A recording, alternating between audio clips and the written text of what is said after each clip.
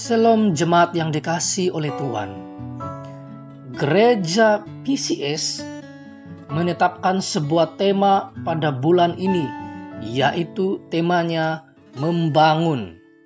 Manakala subtema untuk minggu ini pula ialah bangunkan dirimu di atas dasar iman. Dan teks yang kita akan pelajari pada minggu ini diambil di Yudas pasal yang pertama, ayat yang ke-17 sampai yang ke-23. Di bawah tajuk nasihat-nasihat untuk meneguhkan iman. Yudas pasal pertama ayat 17 sampai ke-23. Tetapi kamu, saudara-saudaraku yang kekasih, ingatlah akan apa yang dahulu telah dikatakan kepada kamu oleh rasul-rasul Tuhan kita Yesus Kristus. Sebab mereka telah mengatakan kepada kamu menjelang akhir zaman akan tampil-tampil pengejek-pengejek yang akan hidup menuruti hawa nafsu kefasikan mereka. Mereka adalah pemecah belah yang dikuasai oleh keinginan-keinginan dunia dan yang hidup tanpa Roh Kudus. Akan tetapi kamu, saudara-saudara yang kekasih, bangunkanlah dirimu sendiri di atas dasar imanmu yang paling suci dan berdoalah dalam Roh Kudus. Peliharalah dirimu demikian dalam kasih Allah sambil menantikan rahmat Tuhan kita Yesus Kristus untuk hidup yang kekal. Tunjukkanlah belas kasihan kepada mereka yang ragu-ragu. Selamatkanlah mereka dengan jalan merampas mereka dari api. Tetapi tunjukkanlah belas kasihan yang disertai ketakutan kepada orang-orang lain juga. Dan bencilah pakaian mereka yang dicemarkan oleh keinginan-keinginan dosa. Mari kita berdoa. Bapa Tuhan kami, terima kasih Tuhan karena penyertaan-Mu kepada kami. Hari ini ya Bapa, kami akan belajar firman-Mu. Mohon kuasa Roh Kudus-Mu menyertai kami. Memberikan kami hikmat dan kebijaksanaan. Supaya setiap apa yang kami pelajari ini kami mampu jadikan ia sebagai panduan hidup kami, motivasi bagi hidup kami, menjadi pegangan bagi kami, supaya kami dapat teguh di dalam Engkau ya Bapa, hari ini sampai selama-lamanya. Semua ini ya Bapa kami serahkan di dalam tangan-Mu Yesus Kristus, kami berdoa kepada Engkau ya Bapa. Amin. Saudara yang dikasihi oleh Tuhan, kita adalah anak-anak Tuhan yang memiliki standar di mana kita berbeza dengan dunia. Kita adalah anak-anak Allah yang diberikan ataupun diangkat sebagai anak-anak Allah. Kita mempunyai perbezaan dengan orang yang belum percaya dan yang sudah percaya, karena kita adalah cahaya bagi dunia, garam bagi dunia, di mana kitalah yang akan mengasinkan dunia ini. Sebab itu kita dituntut untuk membangun dan merealisasikan iman di atas dasar yang benar. Saudara, di dalam surat Yudas ini, surat ini ditulis kepada orang Kristen untuk membincangkan kesalahan guru-guru palsu atau pengajar-pengajar sesat yang mengajarkan ajaran yang tidak benar. Saudara, pada ketika itu pengajar-pengajar sesat datang menyusup kepada orang-orang Kristen, dan salah satu cabaran orang-orang Kristen pada waktu itu adalah ajaran-ajaran sesat, di mana ajaran-ajaran yang menyeleweng daripada ajaran yang diajarkan oleh Yesus Kristus kepada rasul-rasul. Dan pada ketika itu, ini adalah cabaran tantangan bagi orang-orang Kristen pada ketika itu. Sebab itu, orang-orang Kristen harus tetap teguh di dalam iman mereka. Demikian, Yudas memberikan nasihat-nasihat supaya orang Kristen pada ketika itu mereka tetap teguh di dalam iman mereka walaupun bermacam-macam ajaran-ajaran palsu yang mereka hadapi. Saudara, kalau kita perhatikan di dalam ayat yang ke-19, ciri-ciri pengajar-pengajar sesat itu adalah seperti ini. Mereka adalah pemecah belah yang dikuasai hanya oleh keinginan-keinginan dunia.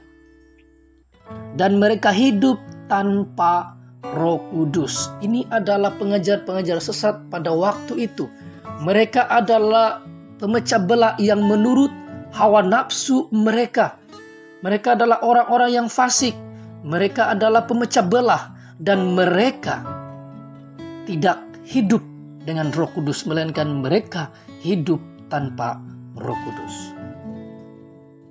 Saudara yang dikasihi oleh Tuhan, kalau kita perhatikan pada zaman ini, begitu banyak ajaran-ajaran yang muncul, ajaran-ajaran sesat yang muncul, yang meresahkan ajaran asal Alkitab.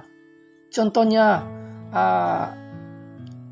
saksi Yehova, Bahai, Mormon, dan sebagainya. Begitu banyak ajaran-ajaran yang datang. Pengajar-pengajar sesat juga ramai yang mengajarkan ajaran yang tidak benar. Saudara, kita harus berpegang kepada iman kita sebagaimana yang telah diajarkan oleh Kristus Yesus kepada rasul-rasul, di mana pengakuan iman kita, yaitu dasar iman kita adalah Yesus Kristus sebagai Tuhan dan Juru Selamat. Dan Alkitab adalah yang kita percaya sebagai firman Tuhan yang hidup. Dan ini yang kita akui sebenarnya, di mana kita meletakkan iman kita di dasar yang benar, yaitu Alkitab adalah firman Allah dan Yesus Kristus sebagai Tuhan dan Juru Selamat kita.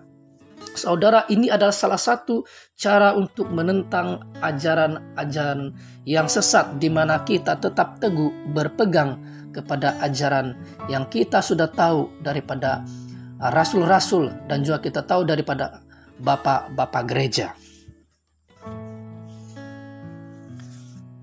Saudara, untuk kita mempertahankan iman kita juga, yang pertama adalah kita harus mengingat ajaran-ajaran Yesus Kristus melalui rasul-rasul dalam pemberitaan berita baik.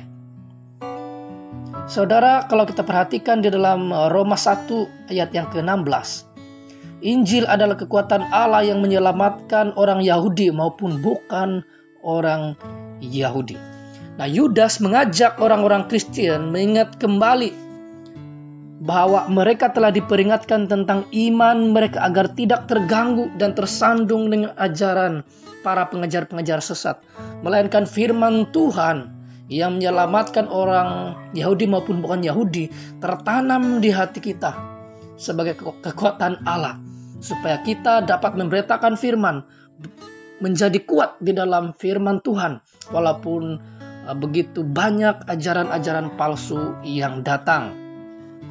Saudara, yang kedua, bagaimanakah kita tetap teguh di dalam Tuhan? Yaitu kita membangun diri kita di atas dasar iman yang paling suci. Seperti yang saya katakan sebentar tadi, kita harus berpegang kepada apa yang kita sudah ketahui, apa yang kita sudah imani dan percaya. Dan yang satu garis besar yang harus kita sentiasa perhatikan dan sentiasa teguh, yaitu kita percaya kepada Yesus Kristus sebagai Tuhan dan Juru Selamat kita, dan kita percaya bahwa Alkitab adalah firman Tuhan. Dan manakala kita orang Kristen dituntut untuk terus berdoa supaya kita tetap teguh di dalam Tuhan. Oleh itu saudara, kita harus jangan lupa di mana setiap hari kita berdoa kepada Tuhan kita Yesus Kristus supaya kita tetap teguh walaupun begitu banyak cabaran, tantangan, ajaran-ajaran yang tidak benar yang masuk yang mungkin kita akan dengar.